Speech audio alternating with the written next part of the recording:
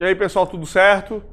Aqui a gente traz hoje, então, a aula 23 da apostila 8, né? A aula, então, aqui do último filo, que é exclusivamente de invertebrados, né? O filo Equinodermata. Bom, o filo Equinodermata tem esse nome por quê? Equino, referente, então, ali a espinhos, e derma, referente à pele. Pele coberta de espinhos. Esse seria o nome do grupo, que, convenhamos, não seria o melhor nome do grupo. Era melhor que se colocasse filo marinho, porque todos eles são exclusivamente marinhos. Característica bastante importante do grupo. Esse grupo é um grupo relativamente simples quando a gente pensa nesses seres vivos. A gente tem exemplo das estrelas do mar, que a gente vai comentar daqui a pouco, né? Mas são seres que são simples. Mas por que se eles são tão simples, eles estão lá em cima na escala evolutiva? Porque o que a gente tem trabalhado na evolução dos animais, na sua filogenética até agora, é a sua semelhança quanto à sua origem, certo? E muito dessa origem a gente descobre através de análise de desenvolvimento embrionário. A embriologia dos seres vivos é muito importante e nesse grupo é muito importante. Então, quando a gente fala da embriologia do grupo dos equinodermos, nós temos características que vão aparecer pela primeira vez. Esse grupo é formado por animais triblásticos. Isso não é nenhuma novidade, né? Apresentam 3 folhetos embrionários. São animais que apresentam a simetria chamada de radial. Isso quer dizer que eles não apresentam cefalização, eles não apresentam cabeça, né? Bom, mas estranho isso, né? Um animal que deveria estar mais complexo pela escala evolutiva. Pois é, mas existem outras 2 características embrionárias que são muito importantes aqui. Primeiro, é que eles são animais deuterostômios. Pessoal, esses são os primeiros animais na escala evolutiva que têm essa característica de serem animais deuterostômios. O que é o animal deuterostômio? Lembra? Deu, acabou, final. Então esse aqui é o fim do sistema digestório, ou seja, são animais onde o blastóporo, aquele orifício que aparece na fase da gastrulação, vai dar origem ao ânus do animal e não à boca, como a gente estava vendo até agora nesses grupos chamados de protostômios, né? Então isso é uma grande novidade evolutiva. Outra novidade evolutiva extremamente importante de a gente comentar aqui nesse grupo é que são animais enterocelomados.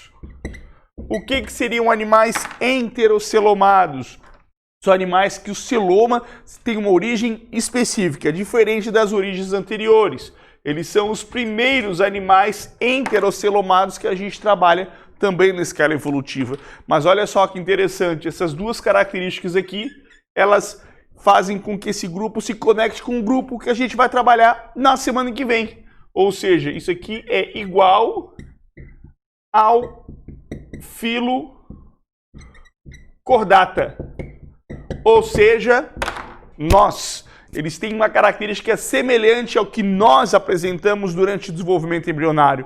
Por isso que esse grupo está lá no fim na escala evolutiva, porque está mais próximo do grupo mais complexo que existe, que é o filo cordata. Não mais evoluído, hein? Mais complexo, certo? O termo mais evoluído não cabe na biologia, é um termo errado, tá? Então a gente usa o termo mais complexo, e sim, complexidade dos cordados são os maiores nesse sentido, tá? Então essas 2 características fazem com que a gente conecte esses 2 grupos, que é extremamente importante da gente destacar isso aqui, certo? Então a gente viu essa filogenia semelhante, tá? Isso é bastante importante, e a gente vai entender um pouquinho agora o que é esse enteroceloma. Outra característica que a gente pode colocar também até aqui é o tipo de gástrula que esses seres apresentam, que nós também apresentamos. Na fase da gástrula, o comum que a gente imagina, né, é que são seres que apresentam o folheto externo, são seres que apresentam o folheto mediano e são seres que apresentam o folheto interno. Esses seriam os animais chamados de triblásticos. Esse aqui é o tipo de celoma, tipo de gástrula, desculpa, que a gente vê nos animais chamados de protostômios. Nematóides, anelídeos, artrópodos e moluscos apresentam esse tipo de gástrula, né? Com os 3 folhetos bem claros. Aqui, coloquei errado, a meso, a ecto e aqui a endo.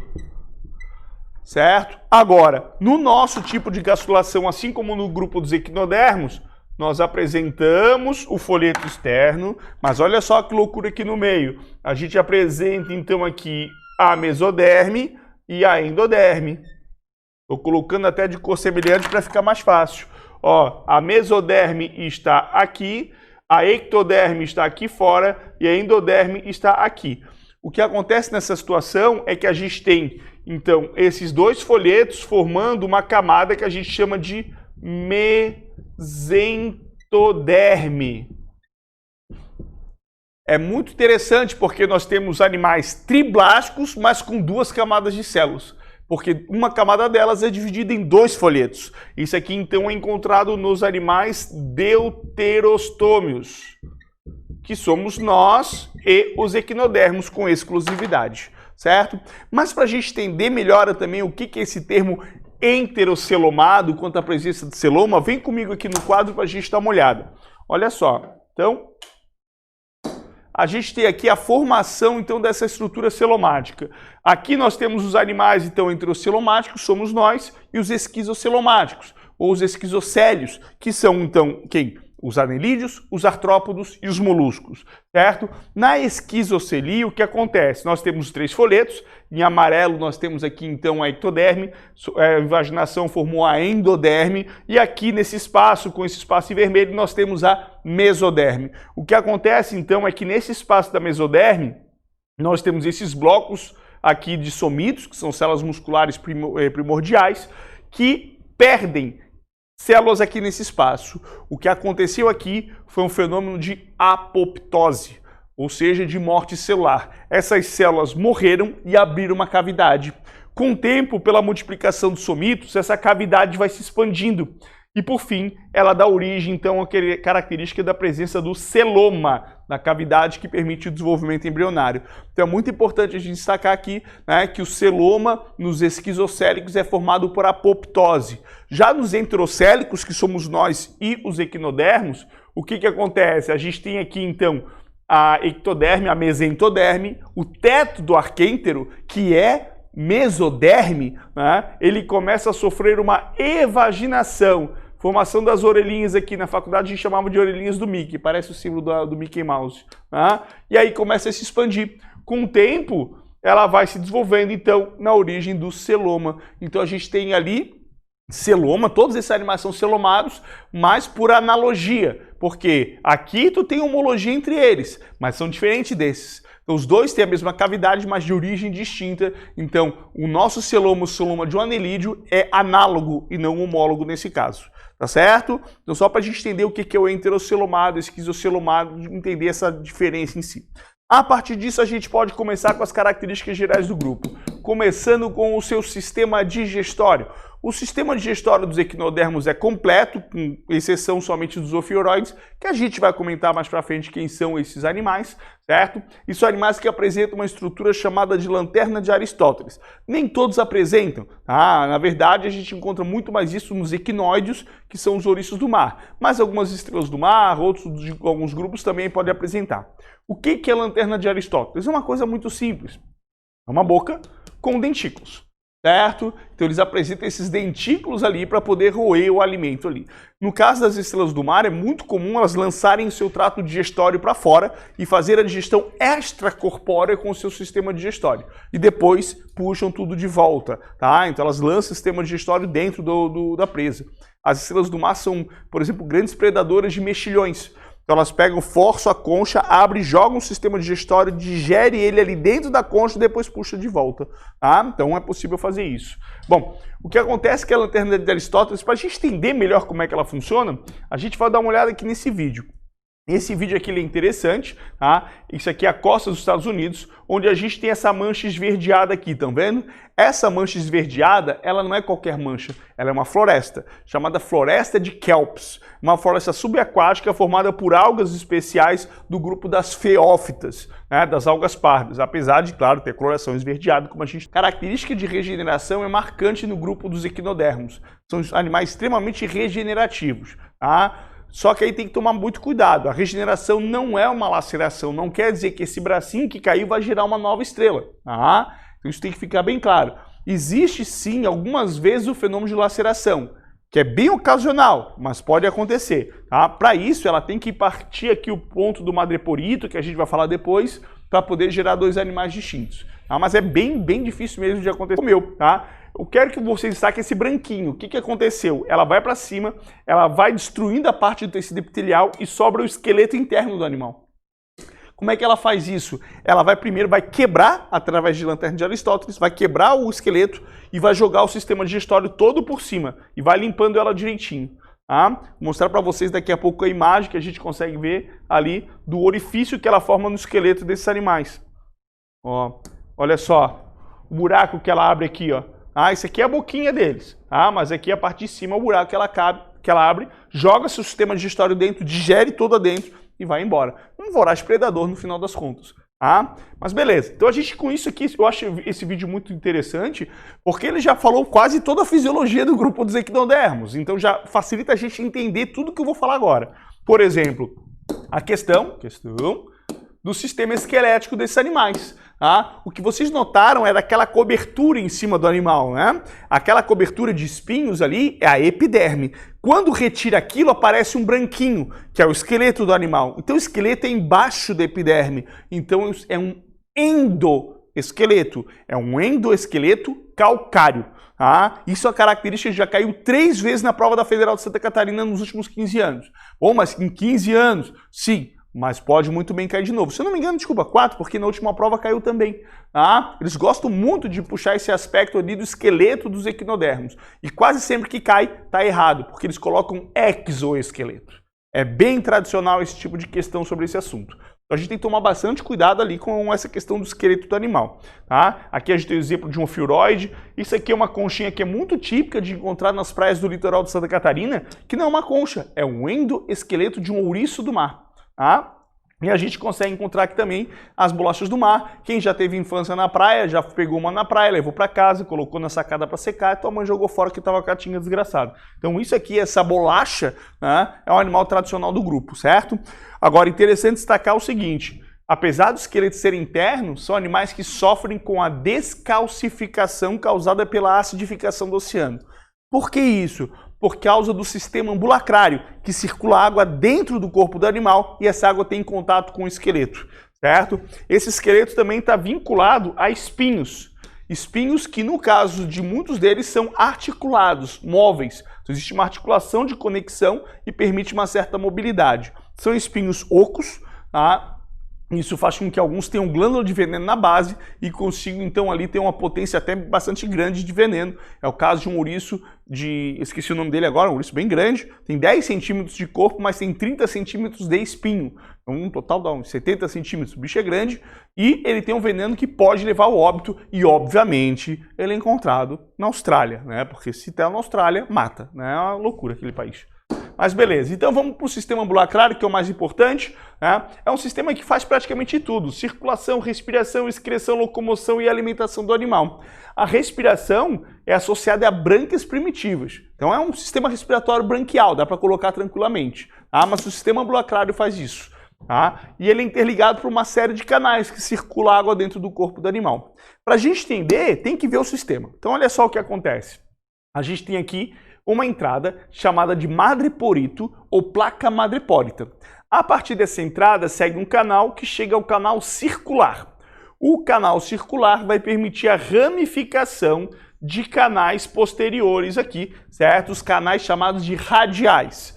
Nesses canais radiais vai circular a água que entra pela placa madrepórica.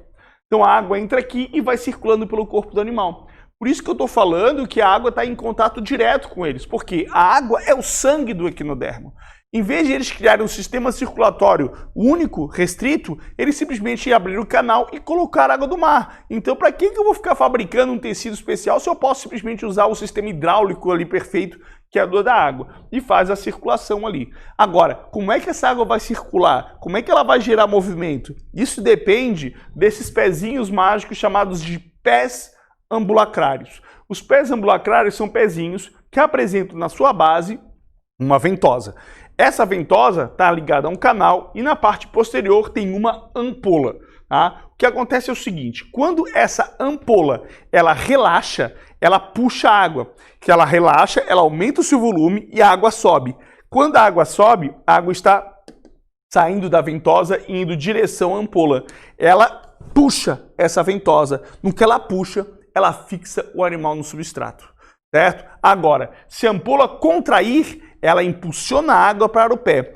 A água vai para o pé e o pé se solta e o animal consegue andar. Então, quando ela relaxa o pé ambulacrário, ela fica grudada no substrato. Quando ela contrai o pé ambulacrário, ela consegue se deslocar, certo? Isso aqui é interessante porque aquela estrela do mar do Procurando Nemo que ficava grudada no vidro era muito preguiçosa, porque ela estava relaxada o tempo inteiro, já que ela ficava grudada o tempo todo. Agora, se a estrela está se movendo, aí sim ela está contraindo seus pés ambulacrários. Estrela grudada, estrela descansada. Estrela, então, em movimento, desgrudada, estrela que está contraindo o pé ambulacrário, certo? Beleza. Outras coisas que a gente pode encontrar, como falei, são os espinhos articulados, comum de serem encontrados, os pés ambulacrários, e temos uma outra pecinha encontrada em alguns equinodermos, chamada de pedicelária. Pedicelária porque ela é um pezinho preso e aqui a gente tem 3 ganchinhos na ponta. Parece aquela mãozinha de pegar bichinho naquela coisa do shopping, né, que não pega nada, aquela naba. Então, a gente tem esses 3 ganchinhos que pegam nutrientes, seguram alimentos. Algumas vezes serve até para segurar conchas como proteção, mas serve geralmente para pegar comida. E aqui os pés ambulacrários com as suas ventosas aqui tranquilamente. Beleza. Para a gente finalizar, aqui as características gerais, depois partir para a classificação. Temos a reprodução. São animais dioicos, sexo separado, e não apresentam dimorfismo sexual. Então, se tu tem 2 ouriços, tu não consegue saber se um é macho ou outro é fêmea. É meio que na sorte, vamos dizer assim. Então, quando eles fazem pesquisas, e a pesquisa com o desenvolvimento embrionário dos equinodermos é muito utilizada para a gente entender a embriologia animal, porque é base para entender até a nossa embriologia, a gente costuma colocar um monte de ouriço ali no aquário até descobrir qual que é macho e qual que é fêmea. E aí, no caso, depois a gente começa a fazer os cruzamentos. Bom, mas beleza. Eles liberam os gametas na água e liberando esses gametas acontece o desenvolvimento indireto, ou seja, com uma fase larval, que pode variar de acordo com o animal. Mas tem uma larva muito importante chamada larva de bipinária, também pode ser chamada de dipleura. Essa larva ela é muito interessante pelo seguinte, ela apresenta uma simetria bilateral. Diferente do grupo, como a gente viu que tem simetria radial, essa fase do animal tem a simetria bilateral. Então, se cair no vestibular assim, tem um grupo de animais, por exemplo, que apresentaram o terceiro folheto embrionário, e a partir da presença do terceiro folheto embrionário, todos os animais têm pelo menos em uma fase da sua vida a simetria bilateral. Tá certo? Mesmo que o equinodermo seja um animal com simetria radial, uma fase da vida tem simetria bilateral. Então, toma bastante cuidado com essa fase larval. Outra característica importante é que acredita-se que essa larva tenha dado origem aos cordados. Nós tivemos origem, então, de larvas de estrela do mar. Seria mais ou menos essa ideia, tá? Então, essa larva poderia, por alguma mutação, não ter dado origem ao adulto, e se transformado num grupo posterior, que seríamos nós, o filo cordata. Tá? Então, por isso é muito importante essa larva para a gente destacar. Perfeito? Não esqueçam, reprodução assexuada é possível quando a gente fala da laceração, mas improvável. Mas é possível, certo? Beleza? Vamos dar uma olhada então nas classes. São 5 classes para a gente ver rapidinho. Primeira classe asteroide. Asteroide vem de astro, astro é estrela. Animais com 5 até 50 braços. São animais que variam muito tamanho, como algumas milimétricas ou algumas bem grandes, como a gente estava vendo até a estrela-sol. Chega a 1 metro de diâmetro. Carnívoros ou animais detritivos. É um grupo mais famoso, não o maior, mais numeroso, mas o mais famoso. Temos também aqui a classe equinóidea. A classe equinóidea é formada por animais que têm espinhos bem característicos, tá? É a única classe que todo mundo tem espinho. Nas estrelas do mar, algumas têm, outras não, tá? Mas aqui todo mundo tem. Essa classe então é formada por animais que podem ter o corpo esférico, formado por espinhos pontiagudos ou não, ou pode ter o corpo achatado, que é o que a gente vê então ali na bolacha do mar, mas não esqueçam também rica em espinhos. Espinhos menores, mas tem espinhos também, certo? São animais detritivos que ficam no fundo do oceano se alimentando, raspando o assoalho, mas alguns podem ser predadores de algas, como a gente viu ali herbívoros, vamos dizer assim, como a gente viu no caso dos ouriços. temos aqui a classe crinoide. A classe crinoide é uma classe muito interessante. Tá? É uma classe que a gente associa muito eles a seres vivos que parecem plantas, porque eles têm um pedúnculo de sustentação preso ao substrato. Aqui, as brânquias se transformaram então, em estruturas de captação de nutrientes com o sistema digestório no formato em U. Boca e ânus, um do lado do outro. Esse grupo, ele geralmente é fixo ao substrato, mas existem animais nadantes desse grupo, tá? Chamam de estrela de penacho, que é um equinoide que parece uma estrela, só que ela fica se movimentando na água, nadando através dessas estruturas. Muito bonito, um animal extremamente comum no litoral, é difícil de entender que é um crinoide, mas é bastante comum de encontrar nos costões rochosos por aí. Bom, temos aqui ainda a classe Ophiuroidea. Os ofiuros, né, são animais então muito parecidos com a estrela do mar, já que apresentam os braços 5 ali tradicionais, só que tem mobilidade maior. Esse grupo tem uma característica importante, é o único com sistema digestório incompleto, ou seja, boca-ânus no mesmo orifício, tá? Então ele é protostômio e deuterostômio. A gente não classificaria, porque ele não tem um sistema digestório completo. Certo? É um grupo comum até de se encontrar nos litorais. Difícil de achar, na verdade, porque ele geralmente se esconde bem, já que ele consegue ter maior mobilidade. Tá? E temos por final aqui a classe Holoturoidea, uma classe que é exclusivamente sem espinhos e sem pedicelares. Animais que têm esse termo porque Holoturia é referente a pepino, né? Que é um grupo dos vegetais que formam os pepinos. Então chamado também de pepino do mar. Corpo cilíndrico, como falei, sem pedicelares e sem espinhos, mas a gente consegue ver as linhas de pés ambulacrários direitinho no corpo desse animal. Tem um pé ambulacrário, eles apresentam. Quando eles se sentem ameaçados, assim como alguns outros equinodermos, mas ele é bem característico, ele lança suas vísceras para a presa, para o predador. Ele joga então seu intestino assim, tipo, me larga, né? E aí fica aquela coisa nojenta, mas é uma maneira então de tentar mostrar que está podre, que não vale a pena se alimentar, tentar fugir do predador. Tem alguns bem coloridos assim, né? Mas tem alguns que, tem alguns que parecem um cocô, né? Coisa medonha, tá? Mas são muito utilizados na alimentação, na culinária oriental, tá? Alguns coloridos, alguns diferentes, não tanto esses medonhos aqui. Beleza? Uma questãozinha aqui, só que agora a gente já pode trabalhar com isso, a gente já está aqui no final da zoologia. Então olha só, pessoal, como é que costuma cair esse grupo aqui nas provas? Vamos lá então, com relação ao reino animal, assinale as proporções corretas. 0,1. Formado por animais césseis e geralmente hermafroditas, a maioria das espécies do filo sporíferos são aquáticas, apesar de existirem algumas espécies terrestres. Temos aí um erro drástico, né, que porífero é exclusivamente aquático. Pode variar em água doce e água salgada, assim, na grande maioria marinho, mas é todo mundo aquático sem exceção. Então tá errado. 2. A lombriga solitária, parasitas do intestino humano, pertence ao filo Plateumintos e Nemateumintos, respectivamente, não exatamente ao contrário, né? Lombriga é nematóide e a tênia é um plateuminto. Então tá errado. 4. Animais cujo corpo é formado por numerosos anéis repetidos, metâmeros, pertence ao filo dos anelídeos, da qual a minhoca é o representante mais conhecido. Isso é tradicional, isso é bem tranquilo, tá certo. 0,8. O filo Cnidários é formado basicamente por 2 tipos morfológicos de indivíduos, que são pólipos, cuja principal representante é água-viva, e medusas representadas pelos corais. Inverteu ali no caso, a gente tem a água-viva como medusa e o pólipo como coral. 16. No filo Moluscos existem indivíduos com concha externa, como é o caso das ostras e mexilhões, e também indivíduos sem ela, como é o caso da lula e do polvo. Tá errado, professor, porque a lula tem concha. Sim, mas ela não tem concha externa. Eles deixaram claro que a concha externa da lula é interna, então tá certo esse item. Eu demorei uns 3 anos para aceitar ele como verdadeiro, mas essa é a explicação. 32. De todo o reino animal, o filo Artrópodes é o que apresenta o maior número, frouxo, e 64. No filo Cordado, somente a classe mamíferos apresenta a circulação dupla e completa, não, as aves também têm. Isso aqui é um geral, só para ver como é que a zoologia pode cair toda misturada. E é assim que vocês têm que esperar para a Federal de Santa Catarina. Mistura de zoologia. Não vai cair pode até cair, mas é muito difícil cair um filo. É mais comum cair vários filos, como aconteceu na última prova. Beleza? Tranquilo?